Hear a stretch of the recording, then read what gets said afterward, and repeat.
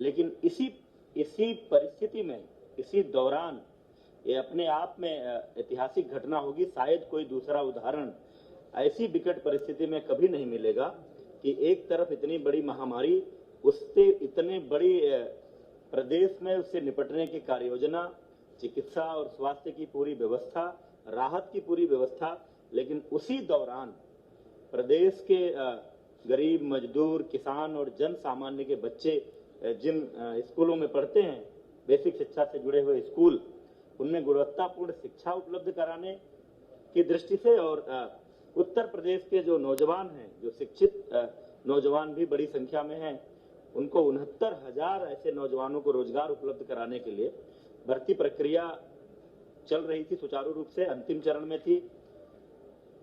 Counselling चल रही थी, 3 से 6 जून तक की काउंसलिंग के बाद नियुक्ति पत्र दिए जाने थे, लेकिन माननीय न्यायालय की लखनऊ खंडपीठ के एक आदेश के कारण वो प्रक्रिया तत्काल प्रभाव से स्थगित हुई।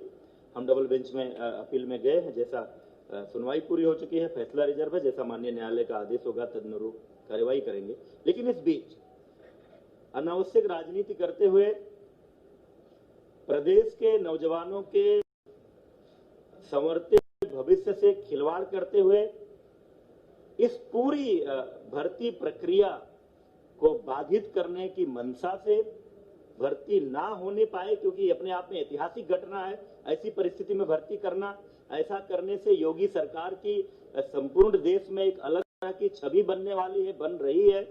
उसको बाधित करने के लिए राजनीतिक मंशा से कई सारी बातें कही गई हैं, कई सारे आरोप लगाए गए हैं, कई प्रश्न आए हैं पब्लिक डोमेन में, मीडिया के माध्यम से भी, अन्य माध्यमों से भी। इसलिए हमने ये उचित समझा कि ऐसे प्रश्नों का उत्तर आप सभी के सामने सामूहिक रूप से आना चाहिए। उन्हीं बिंदुओं को लेकर आपके बीच है। एक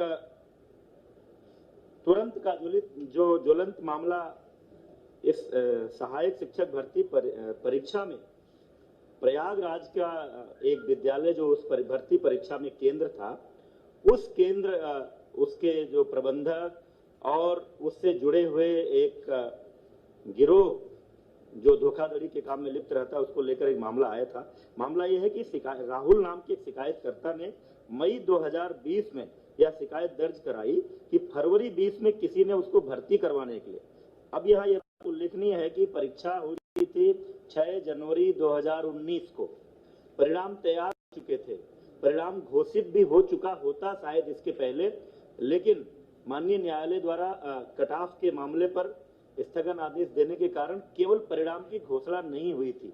इस बीच इतने दिनों बाद जनवरी 19 के बाद मई 2020 में शिकायतकर्ता राहुल की शिकायत आई कि फरवरी 2020 में किसी ने उनको इस भर्ती करवाने के लिए इस भर्ती में पैसे लिए। तब तक परीक्षा संपन्न हो चुकी थी, परिणाम तैयार हो चुका था।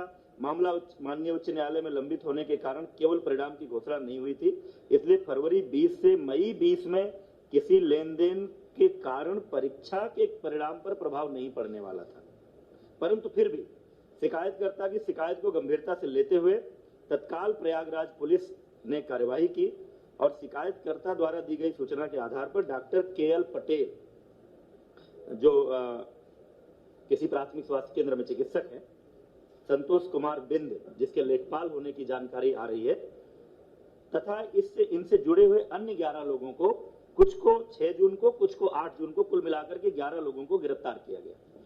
इनसे पूछताछ के आधार पर यह जानकारी मिली कि उक्त गिरोह चंद्रमा यादव, प्रबंधक पंचम लाल आश्रम उच्चतर माध्यमिक विद्यालय प्रयागराज से 60 गांठ कर उक्त विद्यालय में परीक्षा देने वाले परीक्षार्थियों की गैर कानूनी ढंग से मदद करता है, उसके बदले धन वसूली करता है।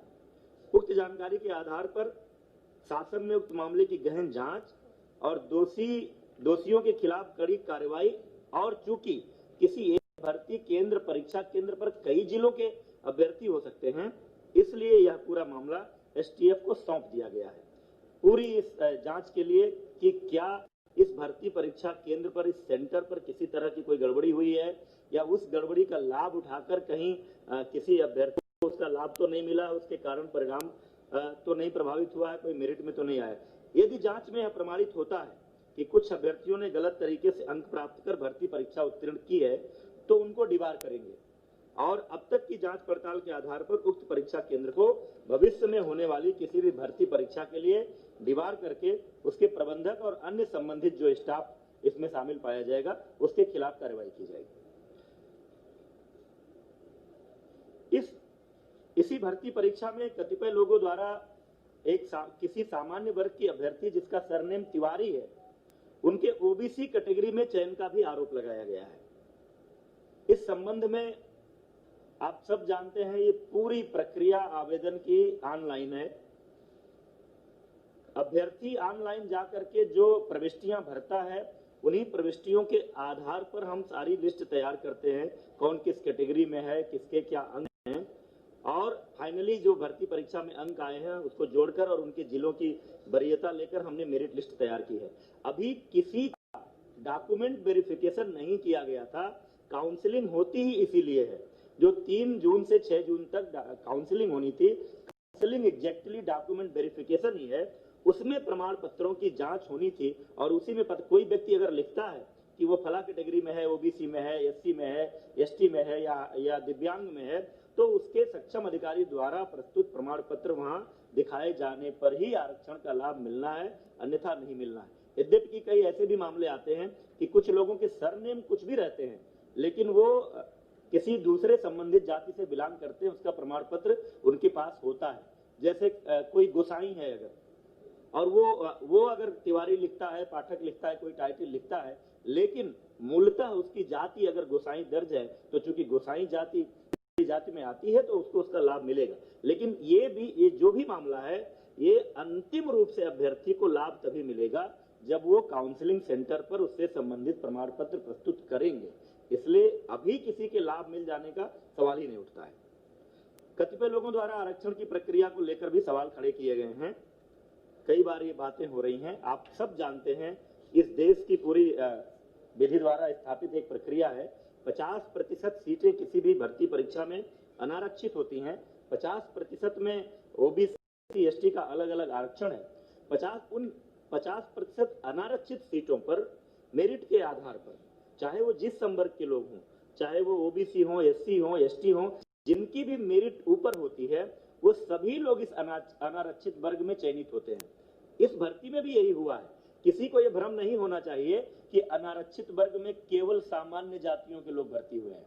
अनारक्षित वर्ग में सामान्य जातियां भी हैं, ओबीसी भी हैं, एससी भी हैं, एसटी भी हैं, जिनके अंक आए हैं वो हैं इसमें। लेकिन माननीय उच्च न्यायालय का एक निर्णय था पोस्टिंग को लेकर के, जनपदों के आवंटन को लेकर के, कि भले ही कोई अपने अंकों के आधार पर ओबीसी या एससी अनारक्षित वर्ग की मेरिट में आ रहा है तो भी जब जनपद का आवंटन होगा तो उसको उसकी कैटेगरी में मानते हुए भी वो आवंटन किया जाएगा। क्योंकि सामान्यतः एक शिकायत होती थी कि कोई आदमी अपने नंबरों के आधार पर अनारक्षित में आ गया, यहाँ नीचे है, तो इस हिसाब से जनपद आवंटन होगा तो वो अपनी वरीयता का जनपद नहीं पाएगा।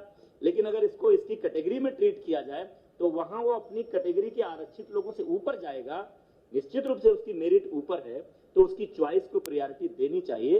और ये कोई हमने नहीं तय किया है, ये माननीय उच्च न्यायालय का निर्णय है। उस निर्णय के आधार पर प्रदेश लोक सेवा आयोग भी पदों के आवंटन में यही प्रक्रिया अपनाता है। हमने भी इसी प्रक्रिया को अपनाया है। भर्ती प्रक्रिया अंतिम चरण में थी, काउंसलिंग चल रही थी, ये मैंने बता दिया आपको। माननीय न्यायालय के स्थगन आदेश के कारण हमने काउंसलिंग रोकी है। हम डबल बेंच में अपील में गए थे, उसकी सुनवाई कल पूरी हो गई है। फैसला सुरक्षित है। जैसा निर्णय आएगा माननीय न्यायालय के निर्णय के अनुरूप हम उसमें आगे की कार्रवाई करेंगे।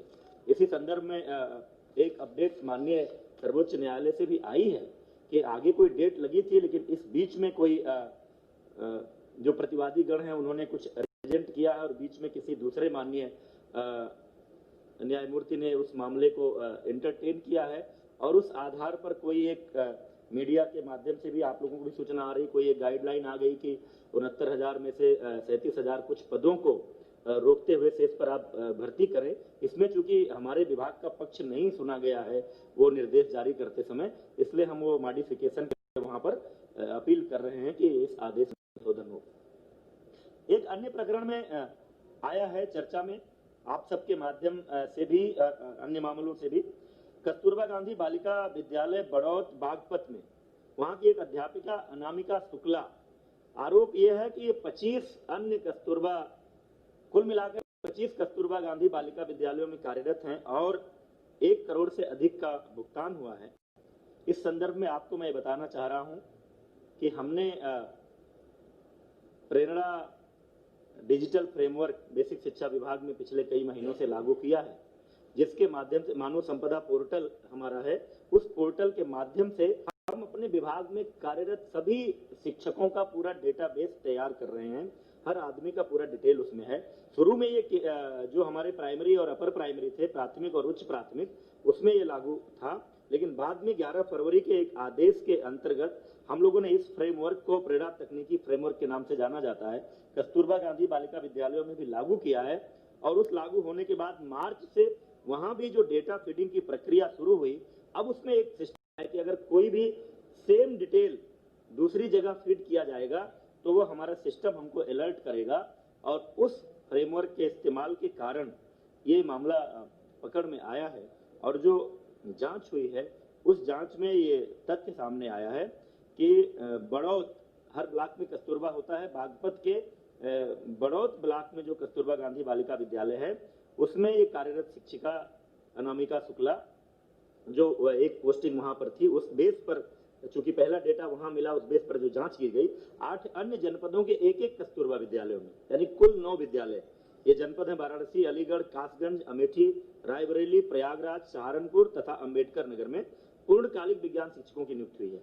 एक का डॉक्यूमेंट है, उस डॉक्यूमेंट का इस्तेमाल हुआ है। उस डॉक्यूमेंट का इस्तेमाल करके अन्य जगहों पर कोई और शिक्षिका अनामिका शुक्ला के नाम से गई है, उस पर नियुक्ति हुई है, ये बात सामने आई है। लेकिन कई जगहों पर योगदान नहीं किया, वहां जाकर के ज्वाइन नहीं किया, कई जगहों पर ज्वाइन करने के बाद लगातार अनुपस्थित है। तो कुल मिलाकर 6 विद्यालयों के माध्यम से अनामिका शुक्ला के डॉक्यूमेंट पर नियुक्त हुई शिक्षिकाओं को 12,24,700 रुपए का भुगतान हुआ है। उक्त मामले की अभी तक की जांच की स्थिति आई है, कहीं और इनके होने का जानकारी नहीं मिली है। पुलिस ने एक शिक्षिका को गिरफ्तार भी किया है, कासगंज में वो त्यागपत्र देने गई थी। 12,24,700 एग्जैक्टली जो अनामिका शुक्ला है वो अभी पुलिस की गिरफ्त में नहीं है।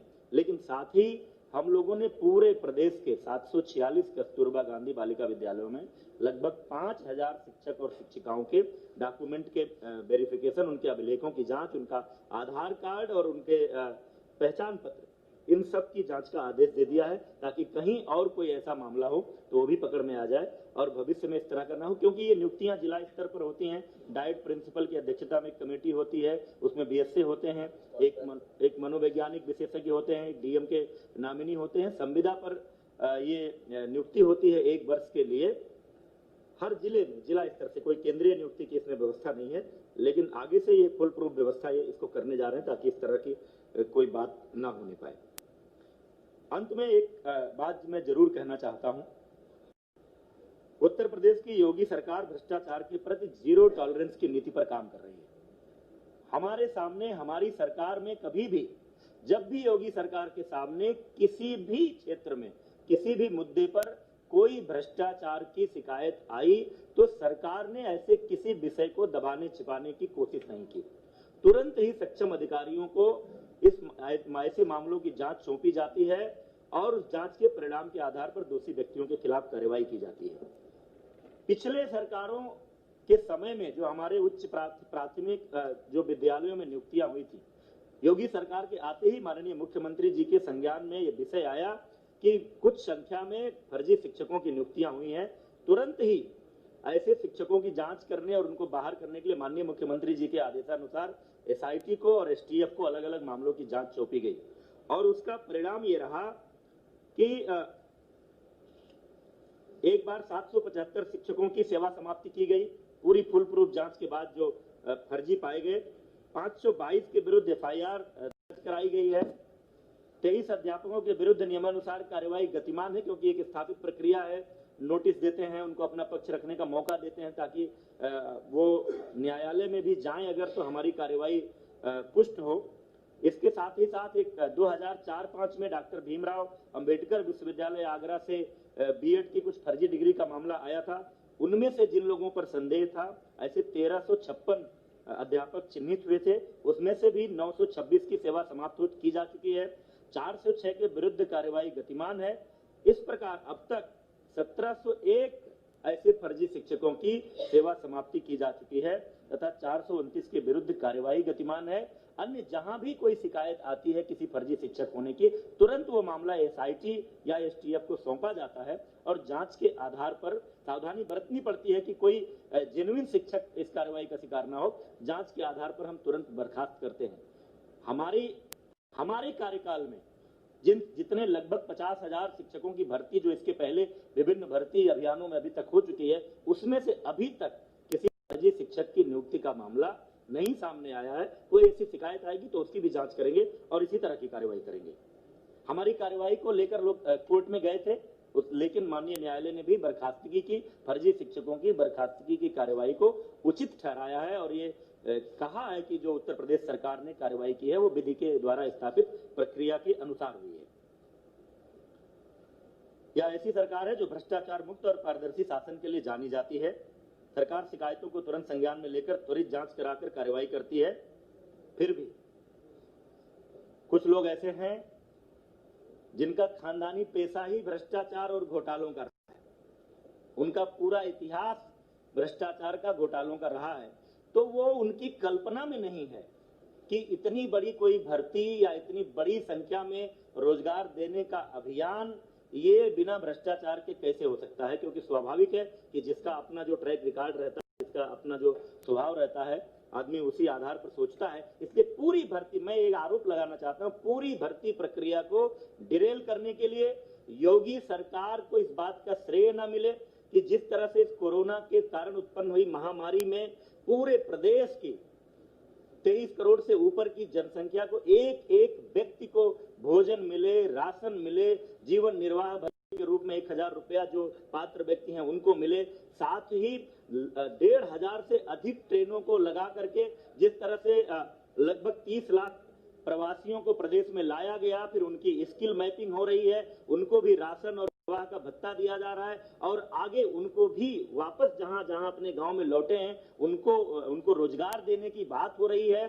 सबके जीवन निर्वाह की व्यवस्था का प्रयास हो रहा है। ऐसे में इन परिस्थितियों में इतनी बड़ी भर्ती अभियान ये सफल ना होने पाए, इसको लेकर कुछ लोगों ने एक राजनीतिक अभियान चलाया है और तमाम सारे ऐसे प्रयास किए हैं। उनको रास नहीं आ रहा है कि उत्तर प्रदेश के नौजवानों का भविष्य कैसे संवर रहा है, योगी सरकार को यह यश कैसे मिले, इसको लेकर तमाम लोग शुरू से, जब से माननीय न्यायालय का फैसला आया, हमने आंसर की जारी किया, हमने रिजल्ट जारी किया, सोशल मीडिया के माध्यम से तमाम तरह का भ्रम फैलाने की कोशिश की गई, अभ्यर्थियों को उद्वेलित करने की कोशिश की गई, अव्यवस्था पैदा करने की कोशिश की गई, लेकिन सरकार ने पूरी तत्परता, पूरी तन्मयता और पूरी कुशलता के साथ इस भर्ती प्रक्रिया को आगे बढ़ाया है। माननीय उच्च न्यायालय, माननीय सर्वोच्च न्यायालय में कुछ लोग गए हैं, उनका अधिकार है।